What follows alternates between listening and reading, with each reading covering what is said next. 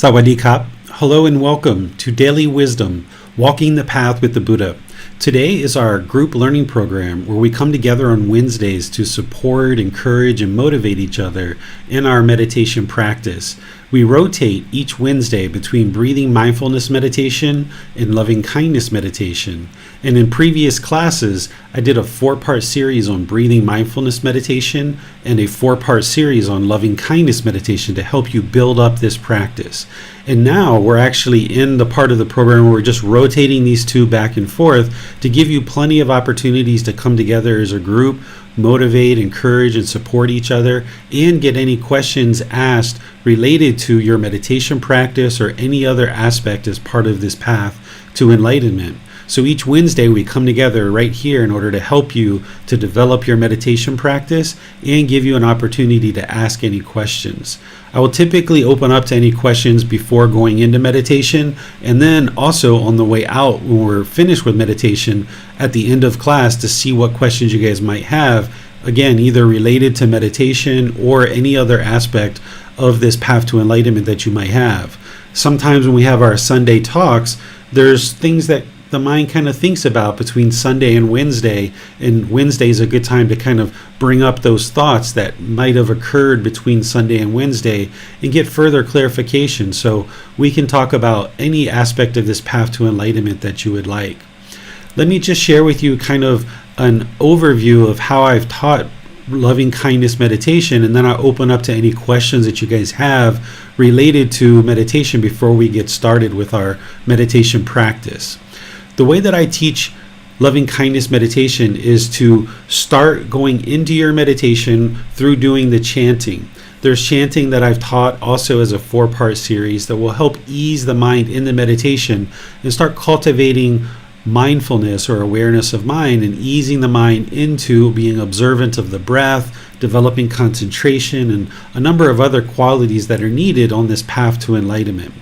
Then we do kind of a 5-10 minute session of breathing mindfulness meditation in order to focus the mind on the breath and develop this awareness of mind, establish the breath, and wherever you observe that the mind is off the breath, you cut that off, let it go, and come back to the breath. This helps to remove any kind of clutter and kind of clear out the mind and get it prepared for the work of loving kindness meditation.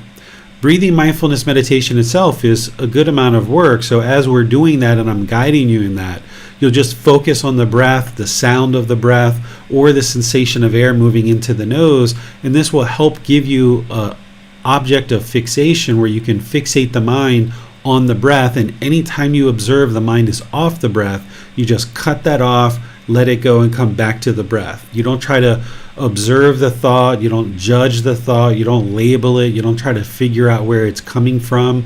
Just wherever you observe that the mind is off the breath, you cut it off, let it go, and come back to the breath. Then after whatever period of time we do breathing mindfulness meditation, I will start the loving kindness meditation through the guidance that I provide.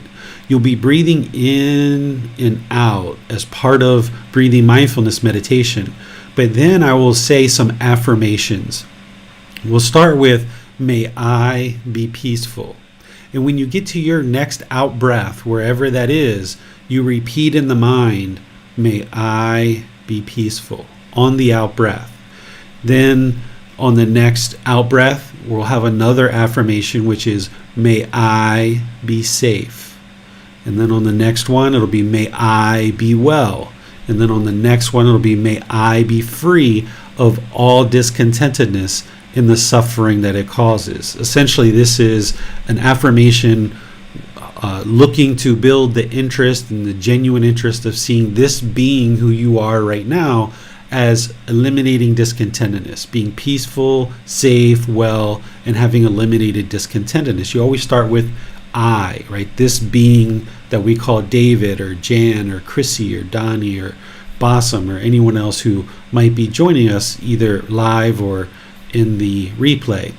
Then we move from may I, after having cultivated in our mind for our own, this own being to be peaceful, safe, well, and free of discontentedness, we move to a ring a little bit larger than that. And usually I use may we, meaning whoever we're meditating together with, right? So when I say may we, it's all the people who are meditating together be peaceful, safe, well, and free of discontentness. And each affirmation will come on the out breath. And wherever you get to your out breath, you just repeat that on the out breath.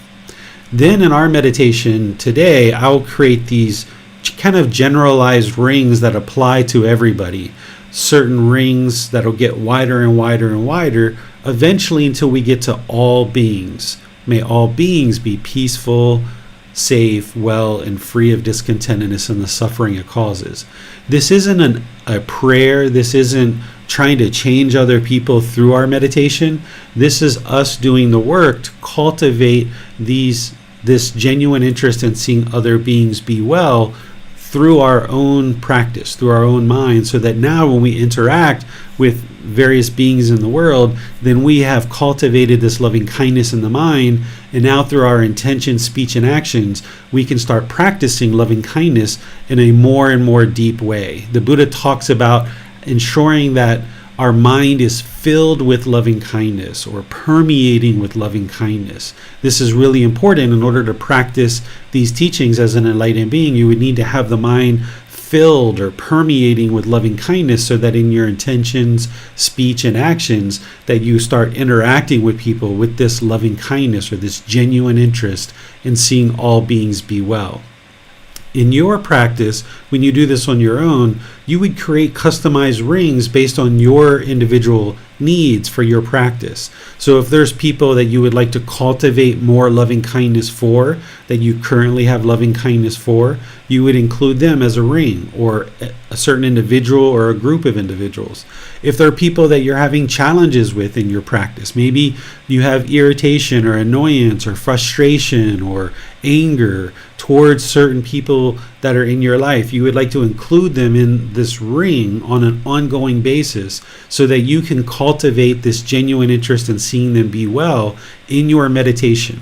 And then as you do that over a week or two or a month or two, or however long you need to include them in your meditation, then when you interact with them, you'll be able to now interact with them through your intention, speech, and actions with loving kindness, rather than anger or hatred or ill will, or the lesser versions like frustration, irritation, annoyance, or things like this. So we're transforming the mind away from anger, hatred, ill will, and all the lesser versions to this loving kindness, so that now, instead of our intention, speech, and actions being motivated by anger, hatred, and ill will, or those lesser versions, now they're being motivated by loving kindness. So it's moving this loving kindness into the mind through meditation and kind of pushing out these unwholesome qualities of anger, hatred, and ill will. And then now in our daily life, we practice being polite, kind, friendly, and respectful to all beings through our intention, speech, and actions. And now with you now practicing in this new way through your daily activities, now you'll see the results of how people choose to interact with you will slowly start to change, perhaps, if they choose to do that. Or you might end up having so much loving kindness for this being yourself that you might choose to kind of move away from certain people. If there are certain people that are quite harsh or quite aggressive, or they're not interested in having a more conducive relationship where it's built on politeness, kindness, friendliness, and respect, you might choose to now move away from those types of individuals and then cultivate relationships for yourself where people are having a foundation of politeness, kindness, friendliness, and respect. So let me pause here, see what questions you guys have before we start our meditation, because after we do loving kindness meditation, we'll go back to loving kindness we'll go back to breathing mindfulness meditation for a little while.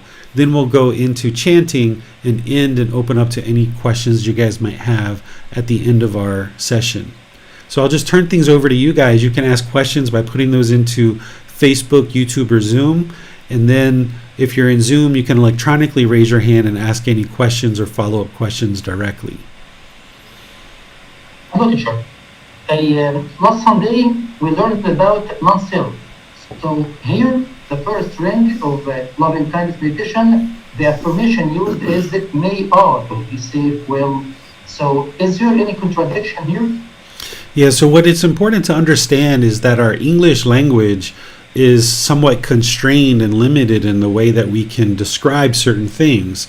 And this is part of the complication that the unenlightened mind has, and one of the reasons why we actually develop this misperception or this misunderstanding or this false mistaken belief that there is a self, because it's really hard to refer to this being that we call David without using the word I. So while we may use the word may I be peaceful, in order to realize non-self, the mind has to get to the point where it understands that even though I use that word may I be peaceful, there is no I here, there is no me, there is no you, that we're referring to this being that we call David. But this language is kind of inadequate in order to fully describe that there's this physical body, there's this mind, these have come together for this existence, but there is no I here. So even though in certain occasions I might say, this is my son Bailan, the mind knows he's not mine, he doesn't belong to me. And therefore, the person can realize non-self, that even though we're using this language, the mind deeply understands that there is no I, there is no my, there is no you. And you can use it in a situation like this with loving kindness meditation if you're able to deeply understand that. Some people choose to just use the name, may David be peaceful, may David be safe for yourself. So for Basam, it would be, may Basam be peaceful, may Basam be safe, for example. And if that helps you to refer to this being that we call Basam, or Dani, or Jan, or any other name, you can use your own name so that you think of it as this being that you're cultivating loving kindness for. But I use the pronoun I because there isn't anything else kind of fitting that would describe what's really going on here, which is this big bag of skin with bones and fluid and muscle tissue and things like this, with this consciousness kind of controlling it all. Thanks, teacher. No more questions for now. All right, so if you guys would like to go ahead and take a position for meditation, usually we do this in the seated, lying, or standing position for loving kindness meditation. We wouldn't do loving kindness meditation in the walking position, but the seated, standing, and lying positions are positions that are typically used for loving kindness meditation. For seated, that means your lower body is going to be comfortable. If you're on the floor, you might cross your legs lightly, put something under your rear to get that up and lessen the angle at the hips, knees, and ankles. And then the hands and arms should just be resting comfortably in the lap.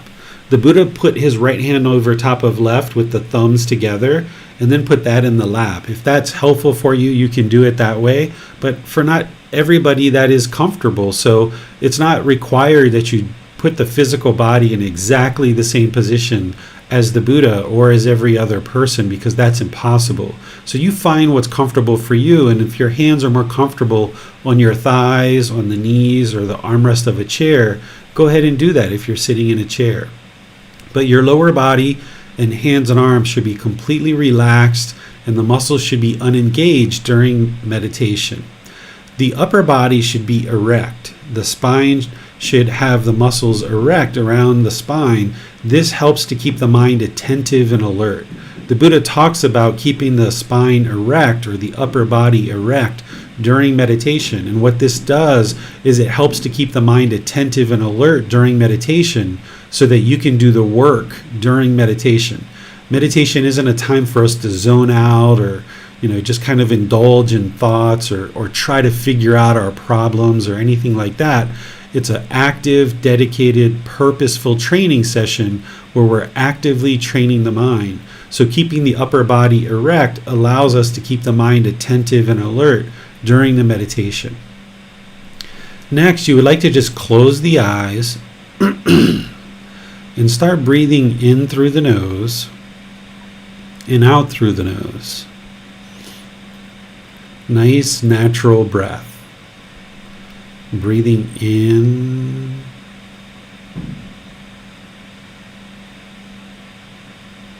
and out. Breathing in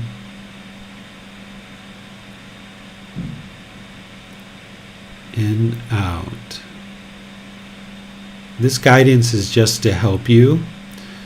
Your breath and your pace of breath is going to be unique to you. So this guidance is just to remind you to breathe in through the nose wherever you get to that breath, and out through the nose wherever you get to that breath.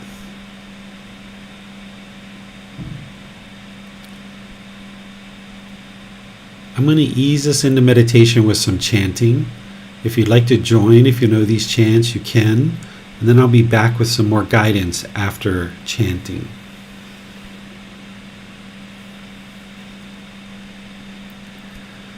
Arahang Samma Sambuddho Bhagava Bhutang Bhagavanang Abhivateyami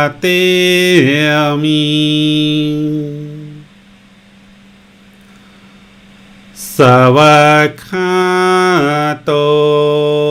Bhagavata Tammo Dhammang Namasami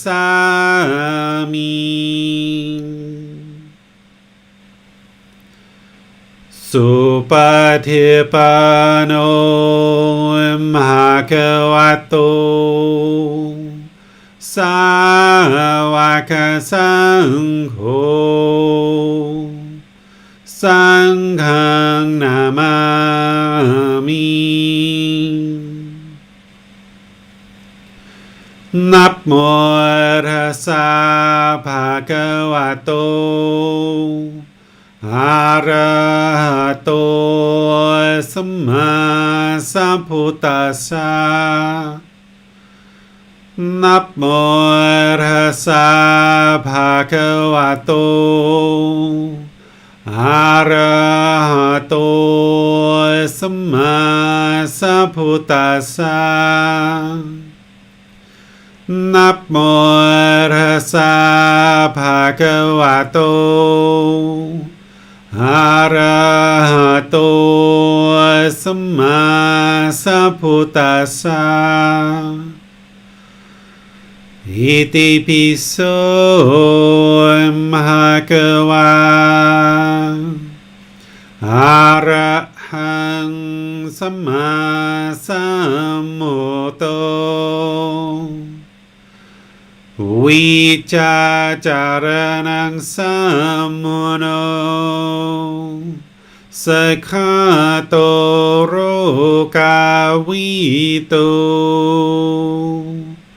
Anutero purisa Dhamma sati satatawa manusanam Bhuto bhagavati.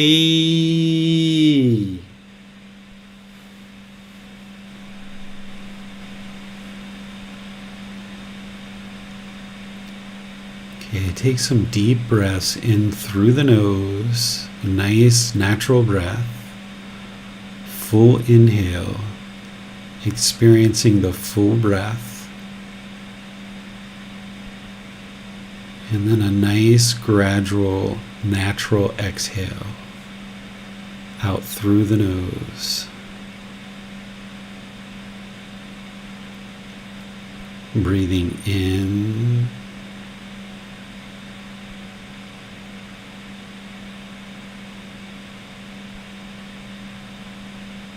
and out.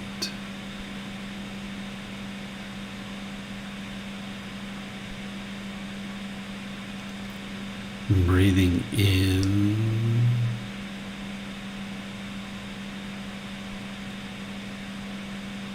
and out. Start fixating the mind on the breath, the sound of the breath, or the sensation of air moving into the nose. The breath is the present moment. fixate the mind on the breath. Breathing in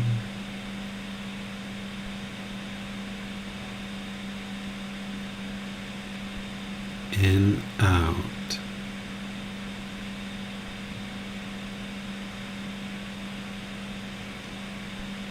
Breathing in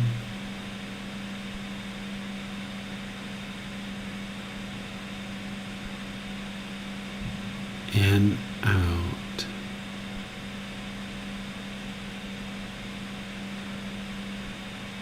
Focusing the mind on the breath. Whenever the mind is off the breath, if it's going to the past, the future, having thoughts, ideas, or perceptions, wherever you notice that, cut that off, let it go, and come back to the breath.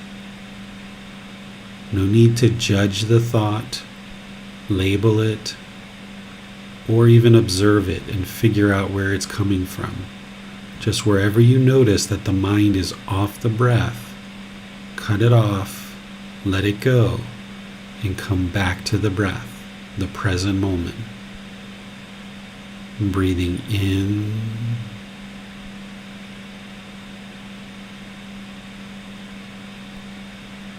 and out.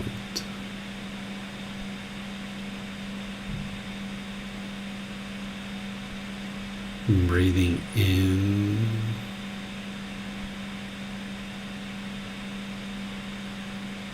and out.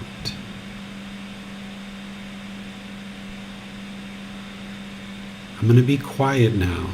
Let you do this work with breathing mindfulness meditation. And then I'll be back with guidance for loving kindness meditation. You have nowhere to go. There's nothing to do. No one needs you right now. This is your time to focus on the breath. Breathing in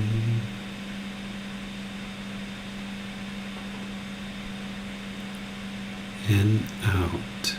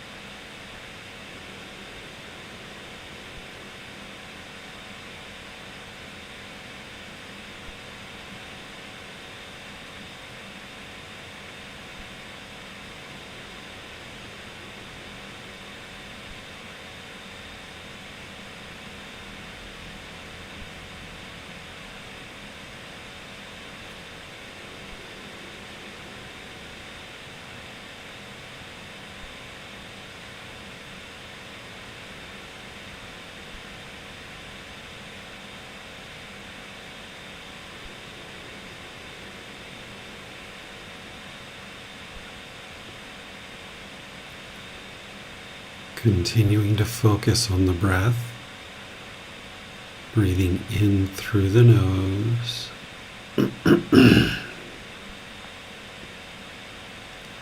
and out through the nose. Wherever you get to the next out breath, repeat this affirmation in the mind. May I be peaceful.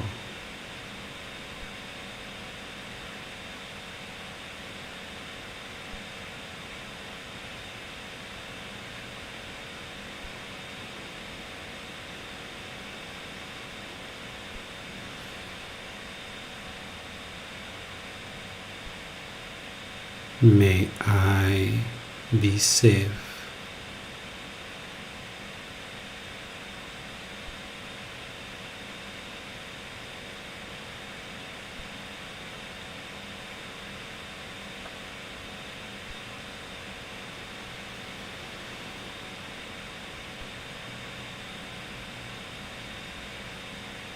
May I be well.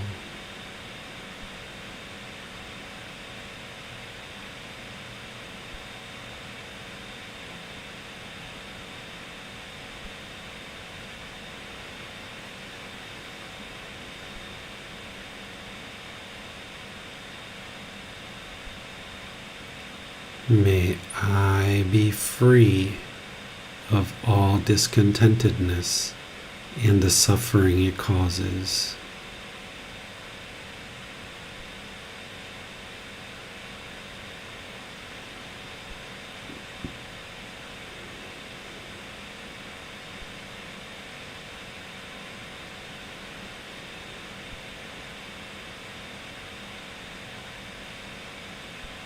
May we be peaceful.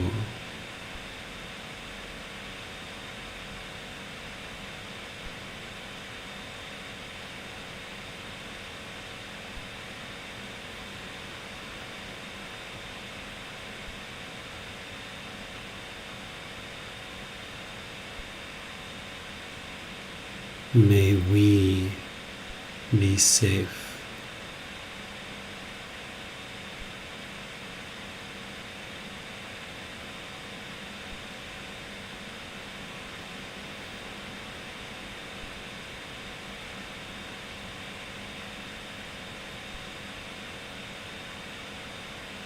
May we be well.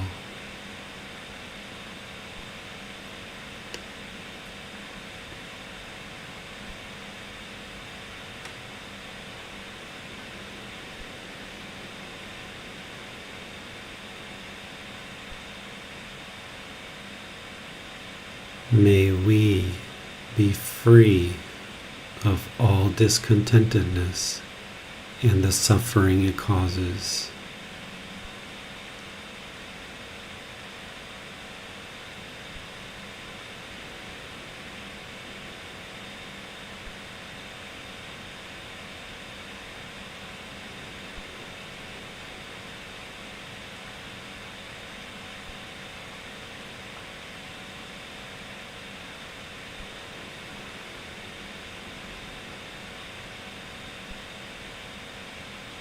May all those who are practicing this path be peaceful.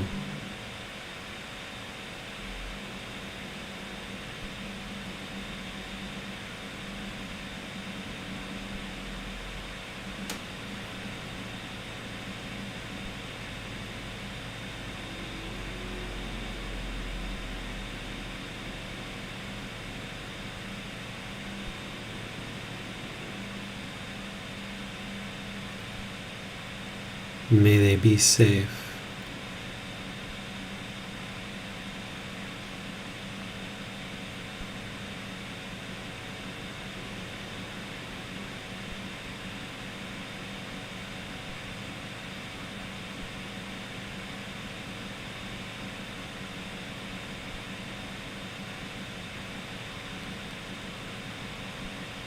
May they be well.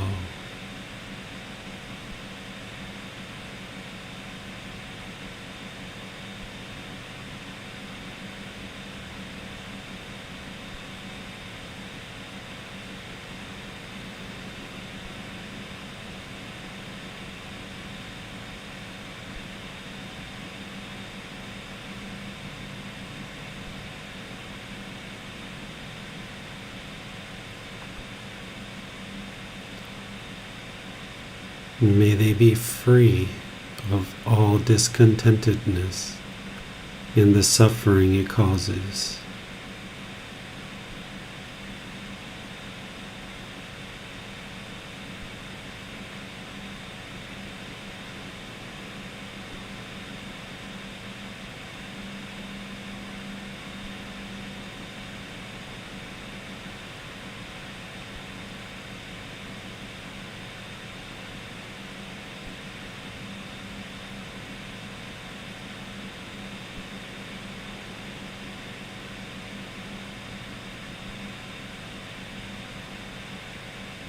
May all those who are not practicing this path be peaceful.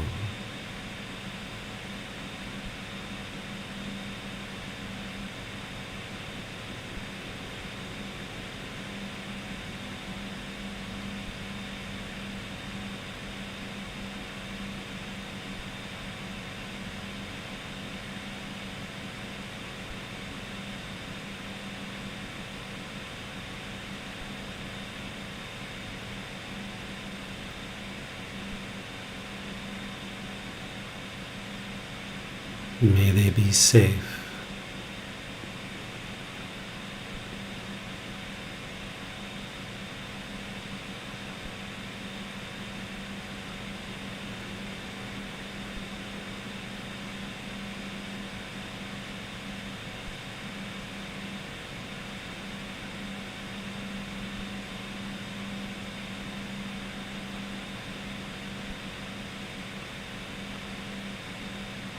May they be well.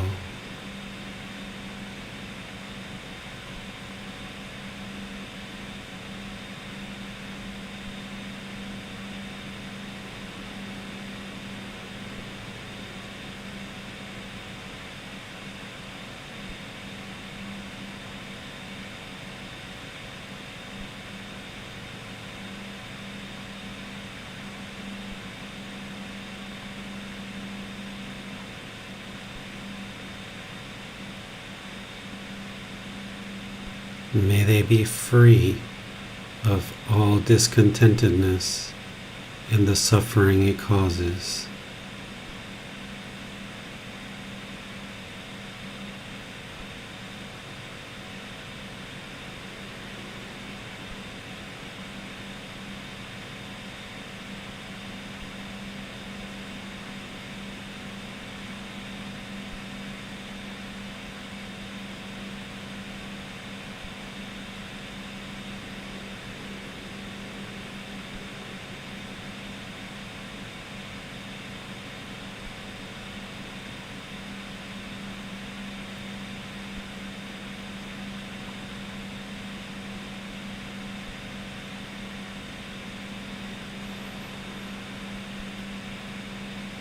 May all beings, wherever they reside, be peaceful.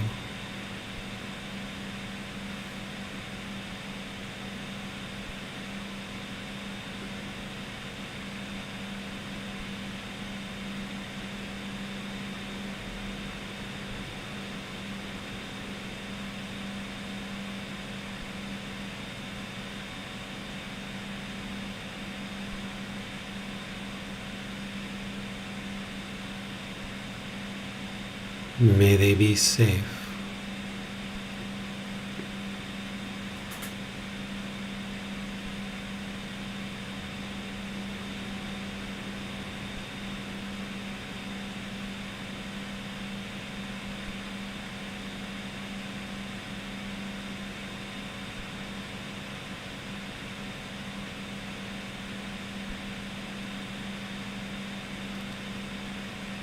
May they be well.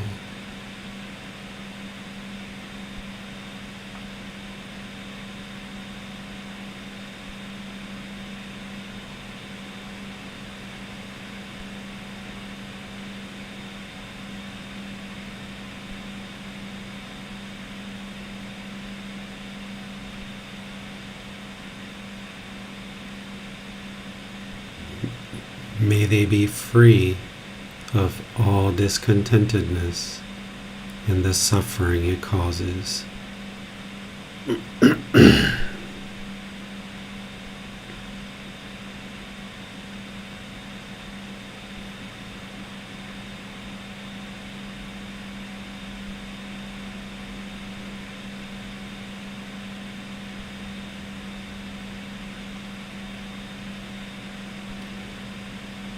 Now return back to breathing mindfulness meditation, focusing on the breath.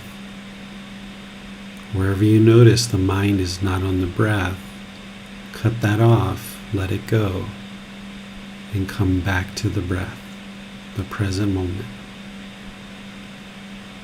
Breathing in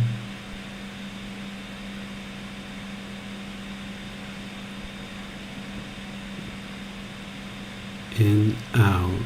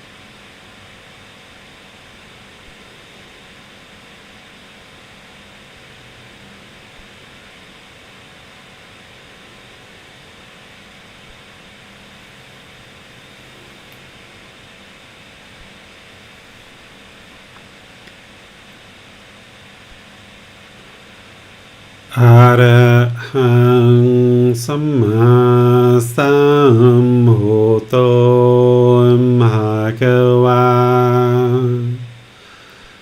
พุทธังภะคะวันตังอะภิวาเทมิสวากขาโตภะคะวะตาธัมโมธัมมังนามาสามิสุปฏิปันโนภะคะวะโตสาวกสังโฆสังฆังนามามินะโมตัสสะภะคะวะโตอะระหะโตสัมมาสัมพุทธัสสะนะโมตัสสะภะคะวะโตอะระหะโตสัมมาสัมพุทธัสสะนะโมตัสสะภะคะวะโตอะระหะโตสัมมาสัมพุทธัสสะอิติปิโสภะคะวะอะระหังสัมมาสัมพุทโธวิจาจารณังสัมพุโนสัคขะโตโรกาวิตุอนุเตโรภูริสาภูริสาดารวาสาติสาตาตาวามานุสรังพุทโธภะคะวะติ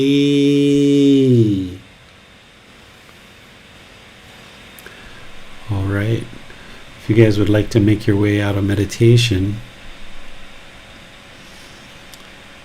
doing breathing mindfulness meditation, the Buddha described it as being the number one best thing that we can actually do for our mind. He prioritized breathing mindfulness meditation as the top priority, and in terms of developing wholesome results or wholesome outcomes, he describes breathing mindfulness meditation as the number one best thing essentially that we could do for our own mind, for our life practice, or for anything that we decide to do in the world. And then he described loving kindness meditation as being the second most important or best thing that we could ever do in terms of our decision making that leads to wholesome results. So today, if you have done this breathing mindfulness meditation and loving kindness meditation, that means you've done the two most important things that the Buddha described as improving the condition of our mind and improving our ability to have wholesome outcomes in our life. There's many decisions that we make in a given day, but making the decision to do breathing mindfulness meditation and or loving kindness meditation is the absolute best thing that we could ever do, because we're transforming the mind to now practice in a way that it's more pure, and it's eliminating this pollution of craving, anger, and ignorance or unknowing of true reality. So I would like to just turn things over to all of you to see if there's any questions from Facebook, YouTube, or Zoom. You can put those into the comment section, or you can raise your hand electronically and ask any questions that you like. Well, it seems that in some cultures, people are taught that loving ourselves is a kind of selfishness, pride, or conceit. Do you agree with this? I don't agree with that. If we don't have love for ourselves, then we can't have love for other people, true love. If we're disparaging ourselves, if we have this negative self-talk, then we aren't well. And if we go around just constantly trying to take care of other people, but we lack our own needs and we're not taking responsibility for our own needs, then that means eventually the gas tank's going to get empty and we're no good for anybody. So it's not selfish to take care of this being. It's ensuring that this being is here and available and that we have the things that we need in order to sustain our life. The Buddha did the same thing when he talked about kind of prioritizing our practice. He always talked about focusing on our own practice first, and then he never said that we should go out and try to force others or attempt to convince others to practice these teachings, but instead that we should focus on our own practice. So if we're not whole ourselves, then we can't be there to help other people when other people need our help. So it's important that we focus on our own practice and make sure that we are whole ourselves, because there's plenty of hours in the day, and it's not a either or situation. It's not take care of yourself or take care of other people. You can do both. You can ensure that you're taking care of yourself so that then for your kids, your life partner, your colleagues, your boss, your friends, your family, other people have this individual, you, that you've taken care of yourself. Now you're able to be available for other people should other people seek your guidance or your support. But if you weren't taking care of yourself and only trying to take care of everyone else, then you're not going to have what you need. You're not going to be whole. So it's utterly important that we prioritize taking care of ourselves and making sure that we're whole before we go out into the world. And that's why I suggest people to start with meditation in the morning being one of the first things that you do as part of your morning, and then also in the evening as well. And then if you have time in the middle of the day, you can do a session in the middle of the day, so you have 2 or 3 sessions per day. But if we don't take care of ourselves, then there's just no way that we have what we need to be of any use to anybody else. Is there a difference between love that we have for those who are close to us, family members, wife, husband, children, and love that we cultivate towards people whom we do not interact with or we didn't have ever seen before? When we don't understand what true love is, there is a difference, because we oftentimes misunderstand craving, desire, attachment, and we're calling that love. And we oftentimes feel that we fall in love with people and out of love with people. But this is really just expectations and conditions that we have, and that when our expectations are met, we say we love this person. And when the person's not meeting our expectations, our conditions, then we say we don't love them anymore. This isn't actually love. This is craving, desire, attachment. This is selfishness. This is selfish desires. But when we practice true love, which is a genuine interest in seeing others be well and be peaceful, now we can actually love everybody equally. Of course, we have certain things that we do differently for our own children versus other people's children, or for our own family or life partners. We do things differently with them in terms of, if our life partner or our child is sick, we're going to take them to the doctor. We're going to purchase medicines. We're going to make sure that we care for them in a certain way, with a interest in seeing them be well and peaceful. These other beings who are friends or coworkers, we still have a genuine interest in seeing them be well and peaceful, but in terms of our roles and responsibilities and the activities that we partake in their life is different, because our role is different. We're a friend versus a family member. So with family and friends and other people in our life, we can love everybody equally, having a genuine interest in seeing them all be well and peaceful. But the role that we fulfill in each other's life is very different depending on our relationship with that person. So the role is different, but the love should be the same. Have the same genuine interest in seeing all beings be well and peaceful amongst all human beings. On Facebook, we have a question from Denise. Can it be said, may this being be well and peaceful? Yeah, you can include 2 affirmations like that in the same line. What's important is that whatever affirmations you create, that they're non-burdening. They're not burdening somebody with having to be able to do something. Not that we could do that anyway. But in your own mind, you would like to have these things like, may they be safe, may they be well, may they be peaceful, may they be free of discontentedness. These things that don't require anybody to do something. Versus, may all beings be kind, right? That requires them to do something.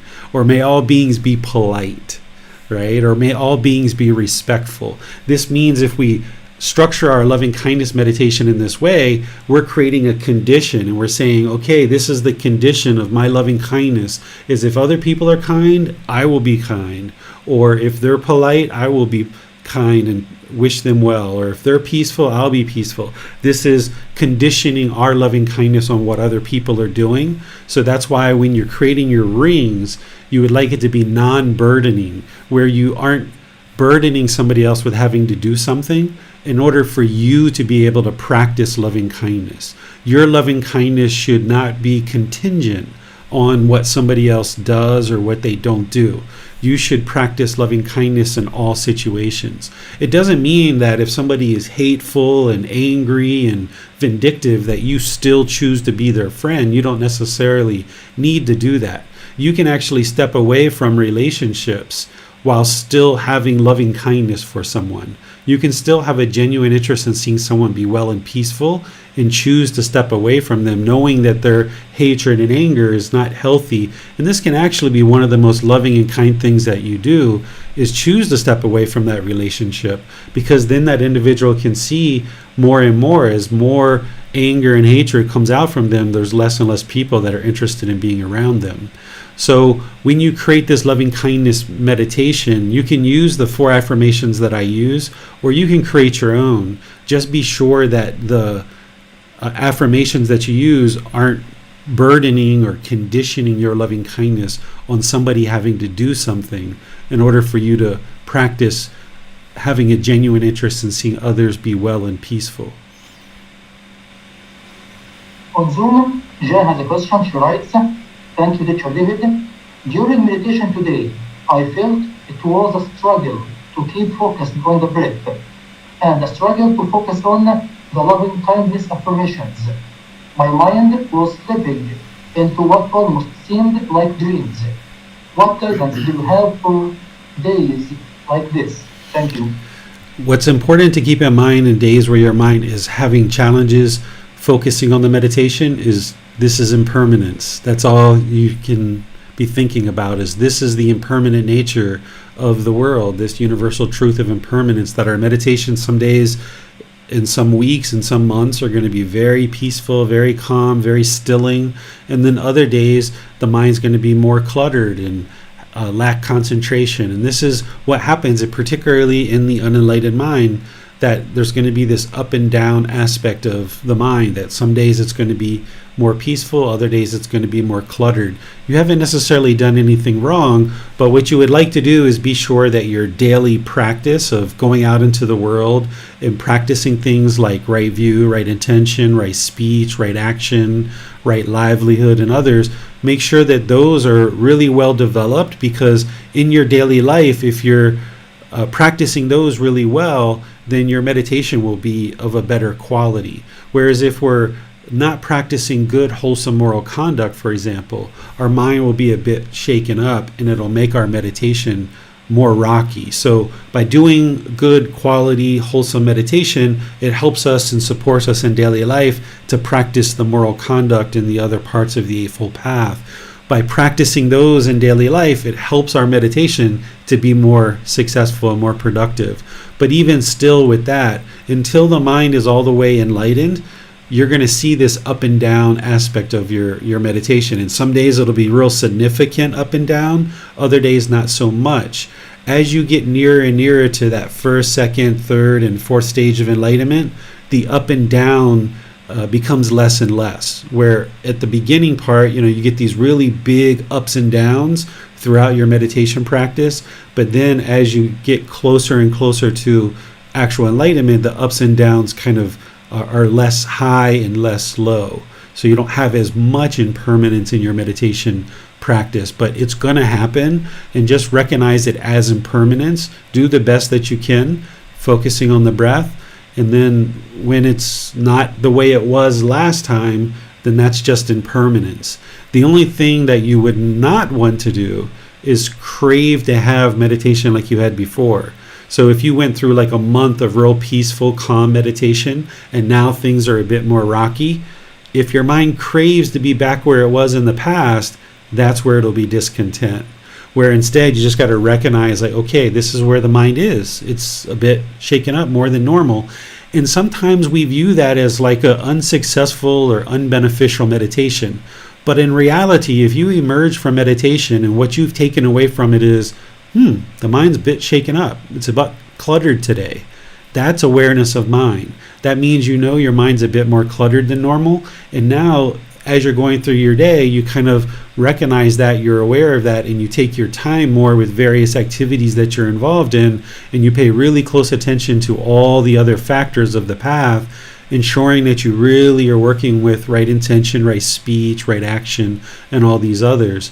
So when our meditation isn't as peaceful as it was, as long as we're not craving to be where it is and we just recognize this is where it's at, then that's wonderful. And when you observe that the mind is a bit more cluttered, that's actually a productive meditation session, because now you're walking away from that meditation with more wisdom about what's going on in the mind. And this will benefit you in your daily life. Is it okay to integrate or combine the meditation for realizing non-self with these two kinds of meditation in the same session? If somebody was going to do the meditation to realize non-self, I would suggest, instead of loving kindness meditation, insert the meditation for realizing non-self in there. So you could do your chanting, you could do your breathing mindfulness meditation. Then, just like we do affirmations with loving kindness, do the part with meditation for realizing non-self, then do some more breathing mindfulness, and then come out with chanting. If you put in too many things at one time, I think it detracts from the individual potency of each meditation. So if you tried to do breathing mindfulness, loving kindness, and meditation to realize non-self, I think it would be too much for the mind to do in all one session. If you're doing meditation properly and putting the real effort into the meditation the way that each meditation needs, it would kind of be too much, I think. So it's better to really kind of focus on one thing at a time, maybe kind of bookending it or sandwiching it with some breathing mindfulness meditation, but not trying to do, so many meditations all in one session. You can always do a session of breathing mindfulness with loving kindness, and then wait an hour or two, and then do breathing mindfulness with realizing non-self, and then wait another few hours and do another one. You could always do it that way. But putting them all in one session, I think, would kind of overload and overwork the mind, probably get a bit confused. On Facebook, Barikshit writes, so he abides, contemplating body as body internally, contemplating body as body externally, to the rest of this teaching or chapter. Venerable teacher, what is meant by externally and internally here? Please, teacher, would you explain us the meaning? Okay, so this isn't a translation that I've created, but sharing with you what that is, since I'm familiar with it, is that this is the Buddha giving guidance on developing the 4 foundations of mindfulness and being aware of the bodily sensations in the body. That I don't use the word internal and external in the translations that I use, but the Buddha talks about observing the bodily sensations. Because in meditation, through our breathing mindfulness meditation, if you observe any bodily sensations, you can observe those, but then cut them off, let them go, and come back to the breath. Because this is developing the 4 foundations of mindfulness of bodily sensations, feelings, condition of the mind, and mental objects. These are the 4 foundations of mindfulness that someone would need to cultivate in order to practice right mindfulness and ultimately get to enlightenment. You need to be aware of the bodily sensations associated with discontent feelings that are starting to arise. So if there's anger that's starting to arise, you'll experience bodily sensations first.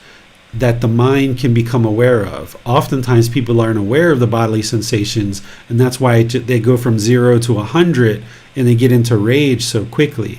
But if you train the mind really well in meditation and all other aspects of this path, you can start to develop awareness of the bodily sensations that occur before something like anger or frustration or even guilt and shame and fear, even happiness, excitement, elation, or boredom, loneliness, shyness, all of these other feelings. Before those feelings come into the mind, there's going to be a bodily sensation. And where you observe that, you should cut off and let go of any arising discontentedness as a bodily sensation. And if you can have that level of awareness and that level of control over the mind, then the feelings never get into the mind, and thus it doesn't affect the condition of the mind, and it doesn't form mental objects. The Buddha describes someone who's developed mindfulness to the point where they can observe the bodily sensations prior to discontentedness, and they have the ability to cut it off and let it go there. He describes this person is nearing close to enlightenment, because if you're not observant of those bodily sensations and it's just blowing past those and becoming feelings and affecting the condition of the mind for an hour or a day or two or a week or two, this person hasn't yet developed the ability to have awareness of those bodily sensations and cut it off and let it go there.